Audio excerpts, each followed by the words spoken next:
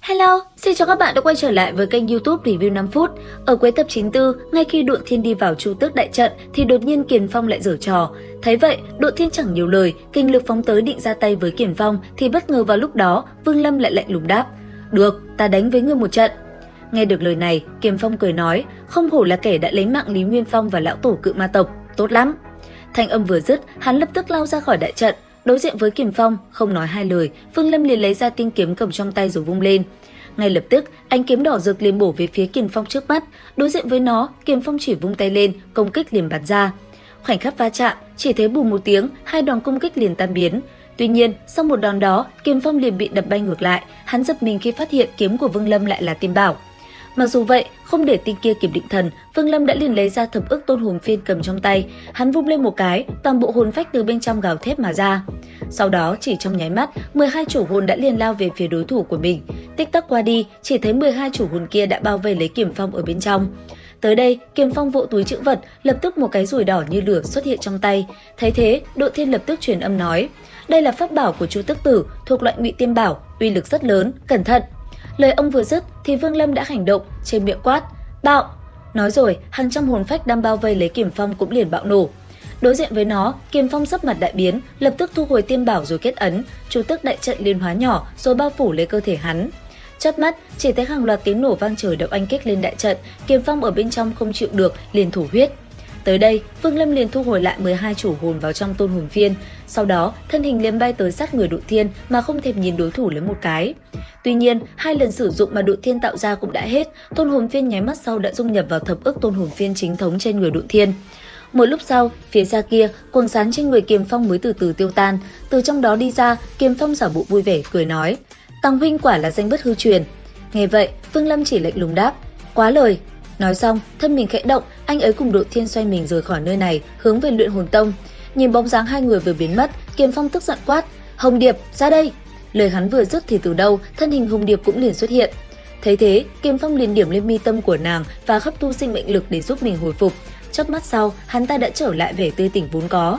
Tới đây, hắn mới nhìn về phía xa, rồi mang theo vẻ mặt gian xảo quát: "Vương Lâm, ngươi dám làm ta bị thương, vậy thì mạng ngươi thuộc về ta, ý cảnh của ngươi cũng là của ta."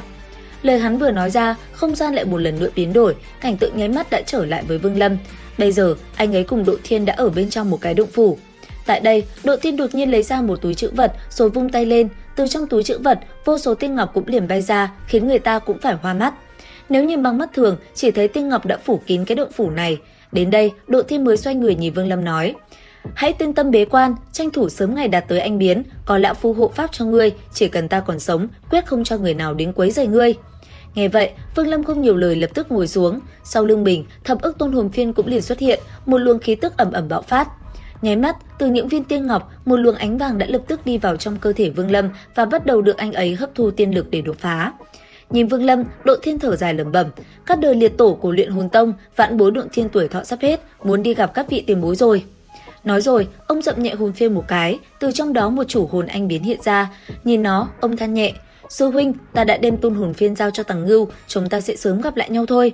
Lời ông vừa nói ra, ánh mắt lại đảo qua Vương Lâm. Theo cái nhìn ấy, bây giờ Vương Lâm càng lúc càng hấp thu tiên ngọc một cách cuồng bạo. Nhất thời vào lúc đó, trong cơ thể anh ấy, từng biến hóa cũng liền diễn ra, da thịt như biến đổi. Giờ phút này, cả người hắn thoạt nhìn giống như là tiên nhân. Tuy nhiên cũng đúng vào lúc ấy, nơi đây lại đột nhiên rung động, cảm nhận được người vừa tới, Độn Thiên lạnh lùng nói: "Đến đúng lúc lắm." Dứt lời, thân hình ông liền biến mất. Nháy mắt sau, ông đã ở bên ngoài Luyện Hồn Tông, ánh mắt nhìn về phía đối thủ đang đứng trước mắt mình. Phía bên kia, Chu Tước Tử từng bước đạp hư không đi tới, mỗi nơi mà hắn đi qua, mọi thứ như muốn vỡ nát từng mảng. Nhìn Độn Thiên, lão quát: "Độn Thiên, giao ra tôn hồn phiên." Nghe vậy, Độn Thiên chỉ cười lạnh, ánh mắt gắt gao nhìn về phía đối thủ. Nhất thời, một màn võng mồm hết sức quyết liệt giữa cả hai cũng liền diễn ra, để rồi sau một hồi, Độn Thiên rốt cuộc cũng động thủ. Nhất thời trong tay ông, tôn hồn phiên cũng liền xuất hiện trong tay, rồi dậm mạnh xuống đất, kinh khí bắn ra khiến nơi đây như rung động. Đối diện với nó, Chu Tước Tử từng bước đạp hư không lại một lần nữa tiến lên, đồng thời trời cao theo đó cũng xuất hiện dị tượng. Bây giờ, nhìn khắp đất trời là một mảng đen kịt, mây đen sấm chớp ầm ầm kéo tới, khiến nơi đây chỉ còn lại một mảng lạnh lẽo. Đứng giữa không trung, Chu Tước Tử lại một lần nữa buông lời dọa nạt, đáng tiếc, Độn Thiên lại chẳng biết sợ là gì. Ngay lập tức võng mồm vài câu, thân hình ông đã phóng lên trời cao, nhìn Chu Tước, ông quát: "Phiên còn người còn." Tiếng quát vừa dứt, sau lưng Độ Thiên, một vòng xoáy khổng lồ hiện ra, đồng thời hồn phiên trong tay khẽ động, bàn tay liên tục kết ấn. Chỉ tích tắc, từ bên trong nó, vô số hư ảnh linh hồn đã liềm bay ra, phóng thẳng về phía Chu Tước Tử tấn công hắn. Đối diện với nó, Chu Tước Tử lạnh lùng nói: "Tôn hồn phiên của ngươi chỉ bảo vệ được một người, nhưng không thể giữ được cả tông môn."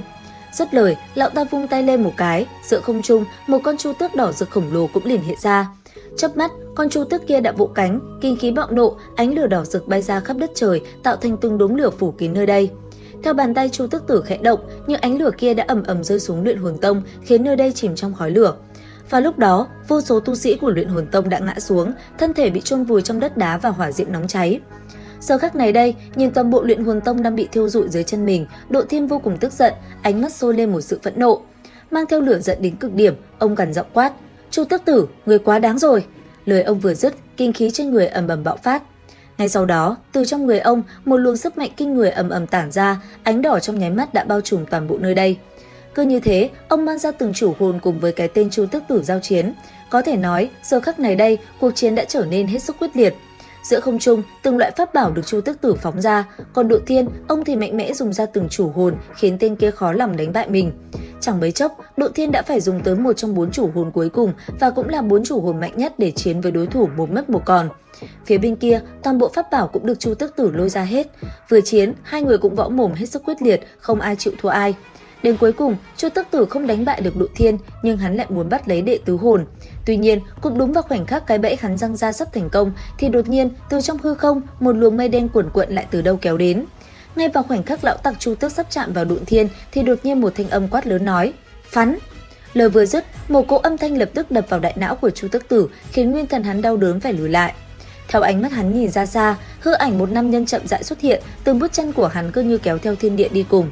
Giờ khắc ấy, màu đen cùng lôi điện đã ngập tràn toàn bộ nơi đây, đến khi nhìn kỹ lại, chỉ thấy Vương Lâm với bộ dáng khủng bố xuất hiện, toàn thân anh ấy kim quang lập lòe, ánh mắt mang theo sắc khí kinh thiên tỏa khắp nơi đây, thậm chí trên người, chiếc áo mỏng manh cũng đã biến mất từ bao giờ, thân hình cường tráng lộ ra. Nhìn thấy tràng cảnh đó, Chu Tước Tử lắp bắp sợ hãi nói: "Ngươi là Vương Lâm sao?" "Không, ngươi không phải là Vương Lâm, ngươi rốt cuộc là ai?" Nghe vậy, Vương Lâm không thèm đáp, anh ấy mang theo thanh âm lạnh lùng quát: "Lão tử hỏi ngươi là Chu Tước Tử đời thứ mấy?" Đáp lại, Chu Tước Tử trước uy áp kia cũng không tự chủ được mà lắp bắp nói: "Chu Tước Tử đời thứ 14." Tới đây, Vương Lâm trầm mặc ít lâu rồi lạnh lùng liếc nhìn Chu Tước Tử một cái rồi nói: "Nể mặt Diệp Vô Ưu, lão tử hôm nay không lấy mạng ngươi, phắn." Lời này vừa dứt, tất cả mọi người ở đây đều trợn mắt há hốc mồm vì kinh ngạc. Đến đây thì hết tập 95 tinh nghịch, và liệu rằng tiếp theo tập 96 sẽ còn gì hấp dẫn? Theo dõi kênh YouTube Review 5 phút để biết thêm chi tiết nhé. Xin chào và hẹn gặp lại!